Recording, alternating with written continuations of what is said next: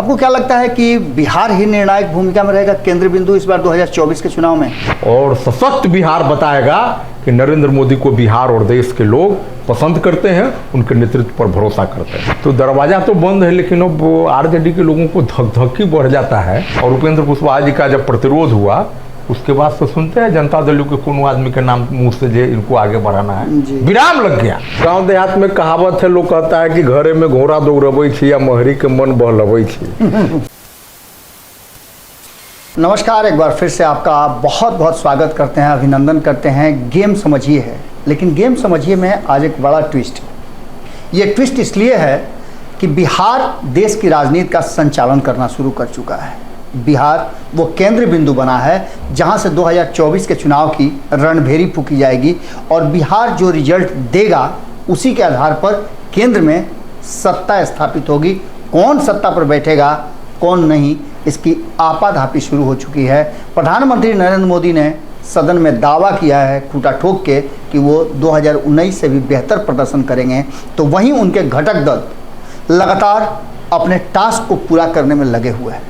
आपने देखा होगा कि किस तरह से चिराग पासवान हों, पशुपति कुमार पारस हों, उपेंद्र कुशवाहा हों या फिर जीतन राम मांझी, सब अपने अपने मिशन में लग गए हैं।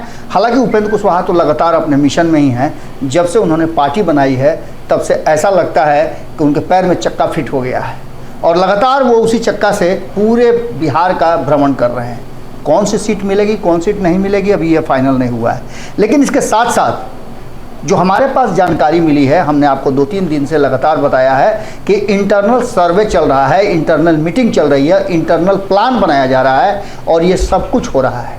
इसमें बहुत सारी ऐसी बातें हैं जो सिर्फ मेरे मुंह से सुन करके आप लोगों को भरोसा नहीं होगा। तो उसके लिए आज हमने कहा ना कि आज गेम समझिए में एक ट्विस्ट लेकर के आए हैं और हमारे साथ एक विशेष अतिथि हैं।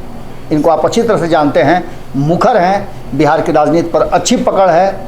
दुर्भाग्य है कि प्रवक्ता नहीं है, लेकिन इतना मजबूती के साथ और इतना तथ्यों के साथ अपनी बात रखते हैं कि आप उनके मुरीद हैं।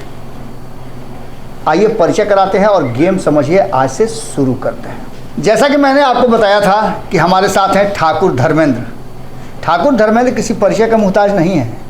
ये वही शख्स हैं जब सुरेंद्र यादव को लेकर के एक मामला सामने आया था तो सीधे वहाँ पहुँच गए थे और एक महिला नेत्री को तलवार दे दिया था। वो महिला नेत्री जो इनके पार्टी की भी नहीं थी, सिर्फ इनके समाज से आती थी, और उसके लिए इन्होंने क्या क्या किया इस सब चीज़ आपको हमने दिखाया था। लेकिन आज हम किसी दूसरे विषय पर बैठे हुए हैं और विषय बहुत गंभीर है, क्योंकि बड़ी मुश्किल से बचे हैं ये लोग। इनकी तो सरकार ही जा रही थी और सरकार ऐसे वैसे थोड़ी जा रही थी, अविश्वास प्रस्ताव आ गया था।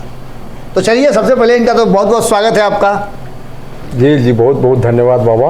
बच गए आप लोग, चैनल को बच गए आप लोग। अविश्वास प्रस्ताव आया हुआ था, सरकार फंस जाती न। वो गांव देहात में कहावत है, लोग कहता है कि घरे में घोड़ा दौड़बै छी या महरी के मन बहलबै छी। सरकार के ऊपर कहाँ असर पड़ना था।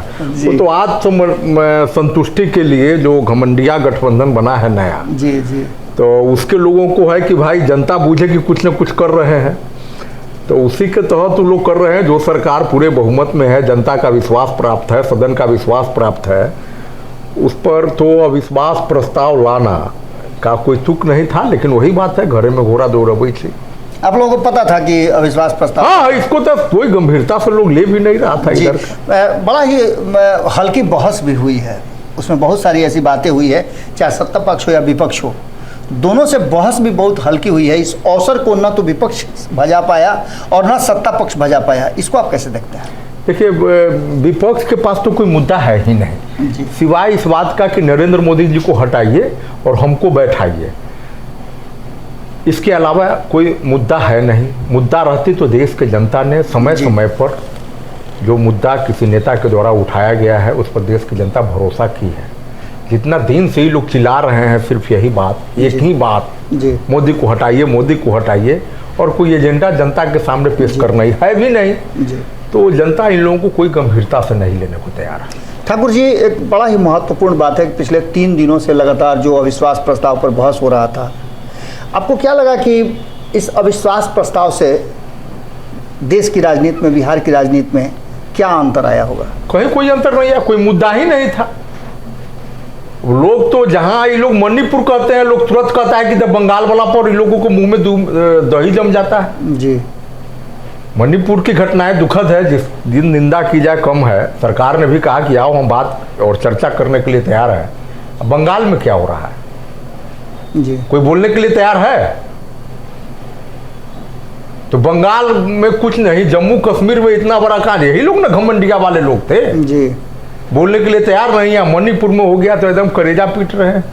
अरे हुआ तो सरकार, व्यवस्था, संवैधानिक संस्थाएं हैं, उस पर आखिर सर्वोच्च न्यायालय का भी ध्यान गया कि नहीं? देखिए, जी, जी। भारत का लोकतंत्र मजबूत है, इन लोगों के होए करने से होगा, जनता सब समझती। आपके नेता लालू प्रसाद पर सीधे हमला कर देते हैं और कहते हैं कि वो अक्षम हैं, सक्रिय राजनीति में नहीं आ सकते हैं, उसके बाद भी इंडिया गठबंधन को लीड कर रहे हैं। देखिए, इस संदर्भ में हमारे नेता हमला नहीं करते हैं, बल्कि हमारे नेता आदरणीय उपेंद्र कुशवाहा जी पर एक बहुत हल्का सा बयान जी पूज्य लालू जी का आया है जी, और वो बयान देखने के बाद तो लगता है कि माननीय प्रधानमंत्री जी ने जो इस नए महागठबंधन के नए स्वरूप का नाम जो उन लोगों ने रखा देश के नाम पर जी, और प्रधानमंत्री जी ने कहा कि ये घमंडी लोगों का जमावड़ा है, घमंडिया। जी, तो जो व्यक्ति आदरणीय उपेंद्र कुशवाहा देश के सभी प्रतिष्ठित चारों सदन, जी, लोकतंत्र का चारों मंदिर, लोकसभा, राज्यसभा, विधानसभा, विधान परिषद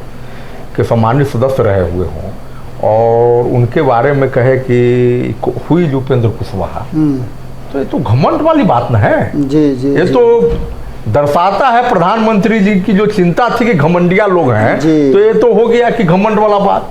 दूसरी बात है कि आदमी की उम्र का भी एक असर होता है। जी, जिस उम्र में लालू जी हैं तो उस उम्र में कोई भी इंसान बातों को भूलता है, तो काम से याद दिलाया जाता है। जी, तो हो सकता है कि नाम भूल गए हो तो उनको याद दिलाना होगा। यही उपेंद्र कुशवाहा जो आपके युवराज को सत्ता पर जो डील हुआ था उस डील को रोकने का काम किया। जनता दल और राजद का जो गठबंधन हुआ तो माननीय मुख्यमंत्री जी के सामने कौन राजनीतिक परिस्थिति थी या कौन मजबूरी थी उसकी चर्चा हम नहीं करेंगे, लेकिन पानी पी पी के हाजिरी बनाते थे 10 बजे, इनको आगे बढ़ाना है, इनको आगे बढ़ाना है, इनको आगे बढ़ाना है। जब उपेंद्र कुशवाहा जी ने विरोध किया और उपेंद्र कुशवाहा जी का जब प्रतिरोध हुआ उसके बाद तो सुनते हैं जनता दल के कौन आदमी के नाम मुंह से जे इनको आगे बढ़ाना है, विराम लग गया। तो हो सकता है लालू जी को उसका भी टीस हो। ठाकुर जी, आप लोग एक तरफ जहां ये कहते हैं कि जदयू में जब आप लोग थे तो तेजस्वी यादव को आगे बढ़ाने से लेकर के परेशान थे आप लोगों को लगता था कि ये गलत हो रहा है, नीतीश कुमार इस तरह की बातें नहीं कहें क्योंकि जदयू में बहुत सारे लोग हैं। आप लोग भी तो उससे पहले यही काम कर चुके हैं, तेजस्वी यादव के साथ लोकसभा गठबंधन में आप 2019 में थे। देखिए, उसमें जो लोकसभा का चुनाव होता है वो राज्य के लिए नहीं देश को केंद्र करके होता है, और जो राजनीतिक परिस्थिति बनी थी उसमें कहीं से आरजेडी की लीडरशिप की बात नहीं थी जी। तो इसलिए उस चुनाव को इस परिप्रेक्ष्य से नहीं देखिए। आज यहाँ बिहार के अस्मिता का सवाल है कि क्या बिहार फिर से 2005 वाली स्थिति में आ जाएगा जहाँ चारों ओर आतंक का एक वातावरण, जनसंहार से धरतियाँ लाल हो जाया करती थी, अपहरण, लूट, हत्या, बलात्कार का दौर खुलेआम चलता था जी। क्या बिहार उसी दौर में लौटेगा या बिहार में कानून का राज होगा? अगला तो एक एक वोट इसी बात पर होना है।